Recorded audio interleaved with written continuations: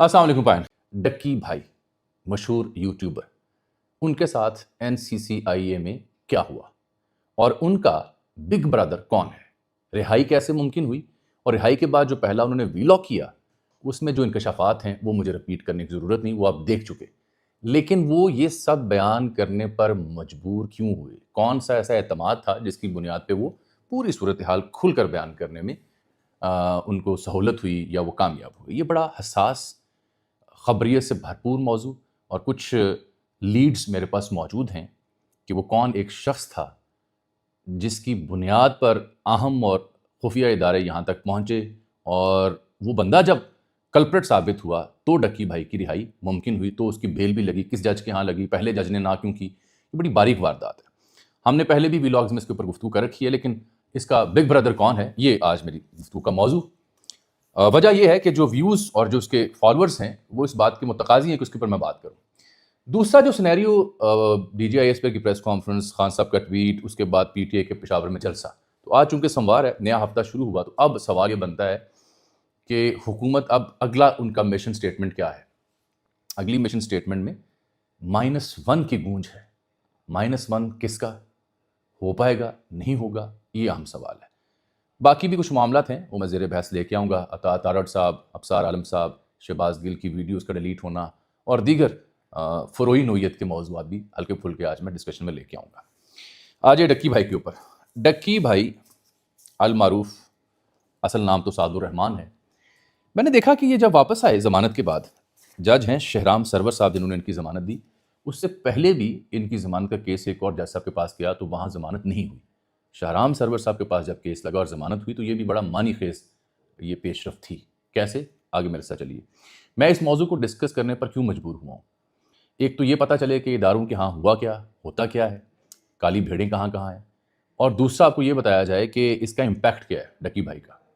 मैं कभी इनके यूट्यूब मैंने नहीं देखा था, लेकिन नौजवान नस्ल इनकी बड़ी फ़ैन है। तो इन्होंने जो कल बाहर आते ही वीलॉग किया, सोफे के सामने बैठे हैं अपने मखसूस अंदाज में और तकरीबन अपने साथ पेश आए वाक़यात को बयान करते हुए रो पड़े, एक से ज़ायद बार जज्बाती हुए। पहला वीलॉग जो उन्होंने किया वो अब शाम, आज मैं मुखातिब हूँ सोमवार के दिन, तो तकरीबन कोई 8.7 मिलियन व्यूज़ हैं, यानी 87 लाख अफराद इस वीलॉग को देख चुके हैं।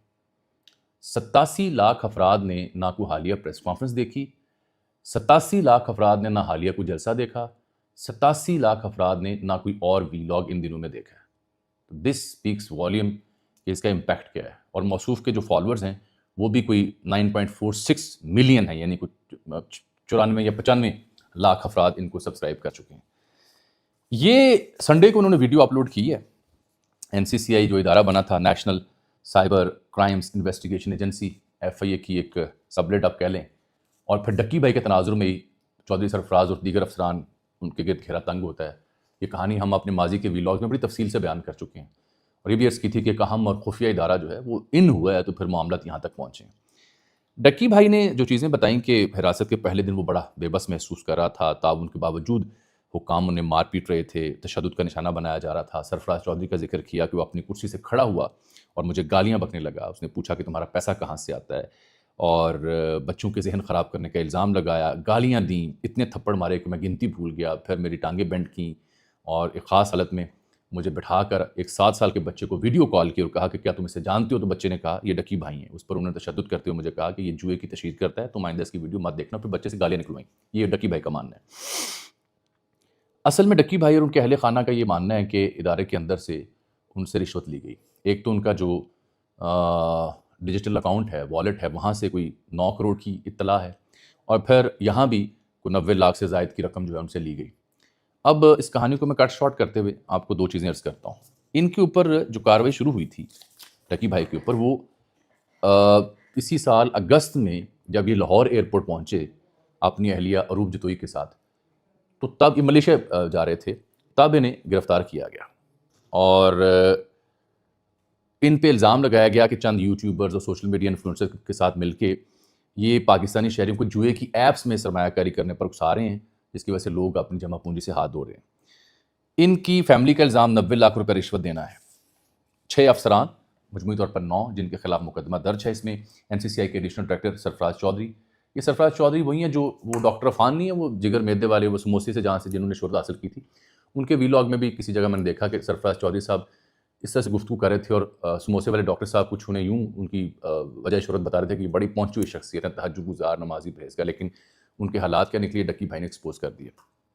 میں آپ سے جو بات عرض کرنا چاہ رہا ہوں، ایک تو بات یہ نوٹ کریں کہ وہ تمام لوگ جو اس سارے سینیریو میں یوٹیوبرز، ٹک ٹاکرز گرفت میں آئے، اب ڈکی بھائی کے بعد کچھ مزید یوٹیوبرز اور ٹک ٹاکر ایسی ہی ویڈیوز کر سکتے ہیں NCCI کے مختلف حکام کے حوالے سے. ایک خبر ہے یہ. دوسری خبر یہ ہے کہ ایک بندہ تھا جو میری رپورٹس اور معلومات ہیں، میں ظاہری بات ہے اس کی شناخت تو ابھی ظاہر نہیں کر سکتا. ایک بندہ تھا جب یہ تفتیش ڈکی بھائی کی ہو رہی تھی NCCI کے ہاں، تو ایک بندے کو یوں پورٹرے کیا NCCI کے افسران نے کہ ایز اف یہ بندہ اہم کوئی خفیہ ادارے کا ذمہ دار ہے جو یہاں موجود ہے. اور جب اہم ادارے بھی وہاں پہنچے، ظاہری بات ہے وہ بھی تفتیش کر رہے تھے، معاملے کو دیکھ رہے تھے، تو ان کے سامنے اسی بندے کا پوسچر یوں کروایا گیا کہ جیسے یہ NCCI کا ملازم ہے. ڈکی بھائی جس کہہ رہے ہیں نا کہ بگ بردر، وہ وہی اہم اور خفیہ ادارے کے ذمہ دار ہیں جنہوں نے جب اس کیس میں انٹروین کیا تو معلوم ہوا کہ کالی بھیڑیں تو NCCI کے اندر موجود ہیں. یہ ہے اصل خبر. اور اگر وہ ادارہ بیچ میں نہ پڑتا تو ڈکی بھائی ضمانت تک بھی نہ پہنچتا، ڈکی بھائی یہ ویلاگ بھی نہ کرتا. یہ ہے دوسری خبر. اب جب وہ شخص ایک جو پرائیویٹ شخص ہے، کسی ادارے کا ملازم نہیں ہے، جس کو NCCI نے مبینہ طور پر یوں پورٹرے کیا کہ ایز اف یہ حساس اداروں کا بندہ ہے، وہ بندہ ہے فرنٹ مین جس کے ذریعے مبینہ طور پر ڈکی بھائی کی فیملی نے پیسے دیے اور اس نے وصول کیے. اب اس بندے کے حوالے سے جب حساس ادارہ، ایک بڑا اہم ادارہ، اس نے جب ڈکی بھائی سے پہلی دفعہ پوچھا کہ تم سے پیسے تو نہیں مانگے گئے، تم سے کوئی دباؤ تو نہیں ڈالا گیا، تو ڈکی بھائی مجبور تھا، دباؤ میں تھا، اسے نہیں معلوم تھا اس کے ساتھ کیا ہونا ہے. تو پہلی بار بھی اس نے انکار کیا، دوسری بار بھی کیا، تیسری بار پھر اس نے بتایا جی فلاں شخص ہے جس کے بارے میں بتایا جاتا ہے کہ وہ آپ سے تعلق رکھتا ہے، حساس ادارے کا ہے، اور اس نے مجھ سے پیسے لیے ہیں، میری فیملی سے پیسے لیے ہیں. تو وہاں سے پھر کہانی پلٹتی ہے، وہاں سے پھر جج شہرام سرور کے پاس کیس جاتا ہے، وہاں سے ان کی ضمانت ہوتی ہے اور واپس آ کے پھر ڈکی بھائی یہ ویڈیو کرتے ہیں. اب آپ کو سمجھ آئی پوری کہانی کی. تو یہ کالی بھیڑیں اس ادارے میں ہیں جن کو اب 8-9 بندے تو لاہور سے ہیں، 12 بندے اسلام آباد سے ہیں. NCCI کا رد عمل بھی ہے، وہ بھی مجھ پہ فرض ہے کہ میں بیان کروں. وہ یہ کہتے ہیں جی کہ بدعنوانی افراد کرتے ہیں، ادارے نہیں کرتے. اپنے افسران کے کسی بھی قسم کی بدعنوانی کے خلاف ہمارا زیرو ٹالرنس ہے. میرٹ کے مطابق تفتیش آگے بڑھی ہے. میں نے ان کا موقف بیان کر دیا ہے. یہ ڈکی بھائی کی کہانی میں نے آپ کو بیان کر دی ہے کہ کیسے معاملہ یہاں تک پہنچا ہے. اب آئے تھے نمبر 2 موضوع آج کا جو ہمارا ہے. وہ موضوع جڑا ہے موجودہ سیاسی منظرنامے کے حوالے سے. دیکھیے -1 آج کی جو نئی پوسچرنگ ہے پچھلے 3-4 دنوں کے ہنگامہ خیزی کے بعد، پریس کانفرنس، ٹویٹس، جلسے، جلوس، دھمکیاں، ان سب کا خلاصہ جمع کیا جائے تو میں جو آپ سے 2-3 دنوں سے گزارشات کر رہا ہوں وہ عین اسی مطابق چیزیں آگے بڑھ رہی ہیں، اور that is quite unfortunate by the way. اب -1 مثلاً فیصل واٹا صاحب، آپ کو پتہ ہے پہنچی ہوئی شخصیت ہیں، وہ یہ بتا رہے ہیں کہ -1 نہیں تو پوری PTI مائنس، اب 1 انچ بھی برداشت نہیں کیا جائے گا. ٹھیک ہو گیا. یہ ان کی مراد -1 سے یہ ہے کہ اگر PTI عمران خان صاحب سے جدا ہوتی ہے یا ان کو مائنس کرتی ہے تو PTI کا وجود رہ سکتا ہے. اب اس کا جواب ہے کیا یہ ممکن ہے؟ یہ جواب دینے سے پہلے ذرا مزید سن لیں. طلال چودھری صاحب ہیں وزیر مملکت برائے قانون، ان کی ذرا سٹیٹمنٹ سن لیں. وہ کہتے ہیں جی اب مذاکرات کی دعوت نہیں دی جائے گی، اب بد زبانی کرنے والا پارلیمنٹیرین ہو یا کوئی اور، اس کی زبان کھینچ لی جائے گی، اب بڑیالہ کے باہر تماشا نہیں لگنے دیا جائے گا. امن و امان کی صورتحال ہوئی. اب دس از دی موسٹ امپورٹنٹ سینٹینس جو کہ میں ابھی آپ کے سامنے ریپیٹ کرنے جا رہا ہوں. موجودہ سیاسی منظرنامے میں حکومت کیا کر سکتی ہے، اس سلسلے میں طلال چودھری صاحب کی یہ اسٹیٹمنٹ، وزیر مملکت ہیں داخلے کے، وہ آپ کو میں ریپیٹ کر کے پڑھ کے سنا رہا ہوں. طلال چودھری صاحب کہتے ہیں امن و امان کی صورتحال ہوئی اگر وہاں اڈیالہ کے آس پاس، تو پھر وہاں کے قیدی کو وہاں منتقل کیا جائے گا جہاں وہ محفوظ رہ سکیں. وہ جو کہانیاں تھیں نا کہ انہیں نکال کے کسی دور دراز مچ جیل یا کسی اور علاقے میں منتقل کیا جا سکتا ہے، اس کی انٹیمیشن بھی وزیر مملکت برائے داخلہ نے کر دی ہے. داخلہ important ministry, home ministry, interior ministry, اس کے اندر یہ چیزیں آتی ہیں. تو انہوں نے یہ وارننگ سائن کہہ لیں، دھمکی کہہ لیں، انٹیمیشن کہہ لیں، وہ کر دی ہے. اور میری اطلاع کے مطابق اڈیالہ کے باہر اکٹھ جلسہ جلوس احتجاج اس کی نوبت حکومت نہیں آنے جائے گی by hook and by کروک.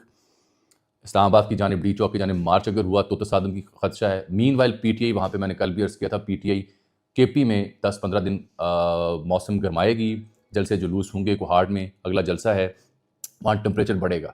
Governor راج کی کہانیاں ابھی بھی ریلیونٹ ہیں, چاہے آپ سن لیں فیصل کریم کنڈی کو, چاہے آپ سن لیں شیر افضل مروت کو, لیکن that will not be a solution.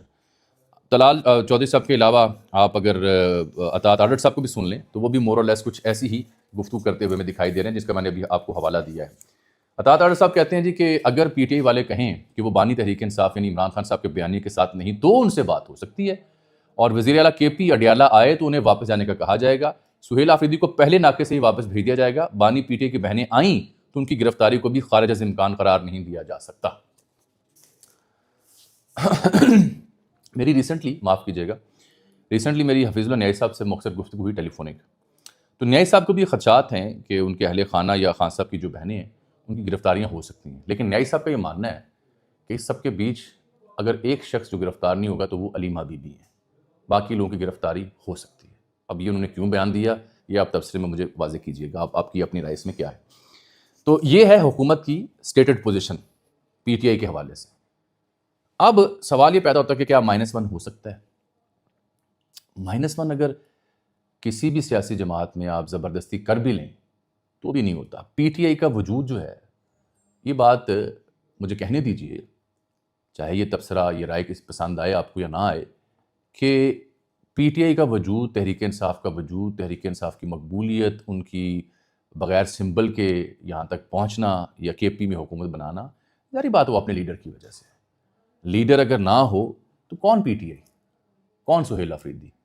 اسی طرح سے اگر نواز شریف صاحب نہ ہوں تو کون نون لیگ؟ اسی طرح سے اگر بھٹو صاحب کا نعرہ نہ ہو تو کون سے بلاول صاحب, کون سے زرداری صاحب, کون سی پیپلز پارٹی؟ مولانا فضل الرحمان نہ ہوں تو کون سی جمعیت علماء اسلام سے, کون؟ کوئی نہیں جانتا. لیڈر کی وجہ سے لوگ جماعتوں کو جانتے ہیں, لیڈر ہی جماعت کی شناخت بناتا ہے. ہمسائے میں دیکھ لیں, بنگلہ دیش میں دیکھ لیں, پوری دنیا, ادھر ریپبلکنس کو دیکھ لیں, ٹرمپ کی وجہ سے ریپبلکنز یہ الیکشن جیتے. تو لیڈر زبردستی اگر مائنس کر دیا جائے تو وقتی طور پر تو آپ فائدہ لے لیتے ہیں, لیکن وہ مستقل حل نہیں ہوتا. میری نظر میں اب جہاں چیزیں پہنچی ہیں, جو میں کل بھی عرض کر رہا تھا, پوائنٹ آف نو ریٹرن, تو وہاں آگے ہم کسی بہت بڑے امپورٹنٹ ایونٹ کی جانب بڑھ رہے ہیں. بہت امپورٹنٹ ایونٹ کی جانب ہماری سیاست بڑھ رہی ہے, دس وے اور دیٹ وے. میں یہاں پہ اپنے تبصرے کو روک لوں گا, اس سے آگے کل میں بات کر چکا ہوں, مزید اس کو رپیٹ کرنے کی ضرورت نہیں ہے. This will be interesting to see. P T I پر پابندی کی آپشن, پی ٹی آئی کو ڈیزالو کرنا, اور ویسے بیرسٹر گوہر کو الیکشن کمیشن لکھ دی ہے. بیرسٹر گوہر کوشش تو کر رہے ہیں کہ سینٹی پرویل کرے, لیکن یہ اطاعت آڈر صاحب نے واضح کر دی ہے کہ آپ خان کے بیانی کے ساتھ اگر نہیں ہیں تو آپ سے بات ہو سکتی ہے. مجھے اس میں 2-4 چیزیں اور عرض کرنے دیں جو کہ فواد چوہدری صاحب کے ٹویٹس ہیں. فواد چوہدری صاحب نے 2-3 بڑی اہم باتیں کی ہیں, اور وہ کہتے ہیں کہ پی ٹی آئی کے سوشل میڈیا کو پاکستانی ایجنسیز کا ساتھ دینا چاہیے اور ابیوزو اکاؤنٹس کی نشاندہی کریں اور ان سے فاصلہ اختیار کریں. عمران خان اور تحریک انصاف کے لیے آپ کے دل میں ذرا بھی جگہ ہے تو یہ کام کریں اور عوام اور اداروں کو پاکستان کے مفاد میں اکٹھا کرنے کی ذمہ داری ادا کریں. یہ بات پی ٹی آئی کے جذباتی ورکر سپورٹر کو سمجھ نہیں آتی. جتنا نقصان باہر بیٹھے یوٹیوبرز یا باہر بیٹھے اکاؤنٹس نے بہت ہی ہارڈ ہٹنگ اور ذاتیات پر مبنی جو بیانیہ ہے وہ اختیار کر کے پہنچایا, وہ کسی اور نے نہیں پہنچایا. اگر یہ ایلیمنٹ تھوڑے دھیمے ہوں تو ہو سکتا ہے کہ وقت کے ساتھ ساتھ تھوڑی سی کشادگی اور تھوڑا سا پوائنٹ آف نو ریٹرن سے واپسی کی گنجائش نکلے. فی الحال مجھے اس کی امید نظر نہیں آتی. میں آگے چلتا ہوں. ایک اور بڑی اہم خبر ہے جو کہ جڑی ہوئی ہے پاکستان کے, جیسے میں نے کہا پی ٹی آئی, اور اگر پی ٹی آئی خان صاحب کو بیانے کے ساتھ نہیں تو جہاں یہ بات ہوئی ہے وہاں پاکستان کی آج ریاستی سطح پر بڑی اہم اسٹیٹڈ پوزیشن آئی ہے. آپ کو یاد ہے سی ڈی ایف صاحب نے آج فیلڈ مارشل آرمی چیف نے تینوں مسلح افواج کے افسران سے خطاب بھی کیا, اور جو نیا قائم ہونے والا ڈیفنس فورسز ہیڈ کوارٹر ہے اس کے اوپر گفتگو کی. وہاں 2 باتیں انہوں نے کی, ایک انڈیا کے حوالے سے اور ایک افغانستان کے حوالے سے. تو یہ اگر میں یہ کہوں کہ اسٹیٹڈ پوزیشن آج پاکستان کی through field marshal chief of defence forces army chief آئی ہے, وہ یہ ہے کہ طالبان رجیم جو کابل میں ہے اس کو 2 ٹوک پیغام دیا گیا ہے کہ یا تو وہ پاکستان کے خلاف سرگرم جو ٹی ٹی پی فتنۃ الخوارج ہے ان کا ساتھ چھوڑ دیں یا اپنے انجام کے لیے تیار ہو جائیں. Choose one thing. یہ پاکستان نے ریاستی سطح پر انتہائی امپورٹنٹ پلیٹ فارم سے واضح پیغام انہیں دے دیا ہے کہ یا تو آپ ٹی ٹی پی کے ساتھ ہیں یا ہمارے ساتھ ہیں. اور ثبوت شواہد کئی بار مذاکرات کے اندر ان کی رجیم کو دیے گئے، لیکن وہ عملی طور پر اقدامات کرنے سے قاصر ہیں یا کرنے سے انکاری ہیں ڈیو ٹو دلی کی پراکسیز وہاں پہ ان کی چائے چھتر میں کام کر رہی ہیں. اور یہ ڈھکی چھپی باتیں نہیں ہیں، بلکہ اب تو طالبان رجیم ٹی ٹی پی کو دہشت گرد جماعت ماننے کو بھی تیار نہیں. حالیہ کچھ انٹرویوز آئے منظر عام پر، آپ دیکھ لیجیے گا سوشل میڈیا کے اوپر. یہ بات اس لیے اہم ہے کہ جو لوگ اعتراض کرتے ہیں نہیں جی پاکستان کی غیر ضروری یہ ڈیمانڈز ہیں، نہیں. آج بی بی سی اردو کے اوپر آپ جائیں، جو نمبر 1 سٹوری ہے مقبول ترین میں، وہ یہ ہے کہ افغانستان میں چھوڑا گیا امریکی اسلحہ طالبان کا دفاعی ڈھانچہ بن چکا ہے. یہ امریکی رپورٹ کے انکشافات ہیں جو یہاں پہ special inspector general for Afghan reconstruction SIGAR نامی جو ادارہ اس نے اپنی تازہ رپورٹ میں بتایا ہے کہ امریکہ نے 20 برس تک جاری رہنے والی افغان جنگ کے دوران افغانستان کی تعمیر نو پر 144 ارب ڈالرز خرچ کیے. لیکن اس رپورٹ کے مطابق 2021 میں افغانستان سے اچانک انخلا کے دوران امریکی اور اتحادی افواج اربوں ڈالرز کا اسلحہ وہاں چھوڑا ہے جو اب طالبان حکومت کے دفاعی ڈھانچے کا اہم حصہ ہے. یہی نہیں، یہی اسلحہ ٹی ٹی پی کے ہتھے بھی چڑھا ہوا ہے جو پاکستان کے خلاف استعمال ہوتا ہے. کتنا اسلحہ ہے؟ 7 ارب ڈالر سے زائد مالیت کا اسلحہ ہے جو یہاں چھوڑ کے آئی ہے امریکی سرکار. 2450 امریکی فوجی ہلاک ہوئے تھے اور 20 سے زائد زخمی ہوئے تھے، اور ان 20 برسوں کے دوران فوجی انفراسٹرکچر کے اوپر 31 ارب ڈالر انہوں نے خرچ کیے تھے. 7 ارب ڈالر کا فوجی ساز و سامان وہاں چھوڑا گیا ہے جس سے اب طالبان استفادہ کرتے ہیں. اور بی بی سی کا یہ مضمون آپ ضرور پڑھے گا تاکہ آپ کو سمجھ آ سکے. سو یہ صورتحال ہے افغانستان کی اور پی ٹی آئی کی، بھارت کی، ہماری قومی سیاست کی. اس بیچ میں نے دیکھا ہے کہ شہباز گل کے میرا خیال ہے یوٹیوب کے اوپر ویڈیوز ان کی ڈیلیٹ ہو گئی ہیں. کوئی 1.46 ملین میرا خیال سبسکرائبر ہے، کوئی 33 ویڈیو باقی رہ گئی ہیں، باقی ساری ان کے یوٹیوب چینل سے اڑ گئی ہیں.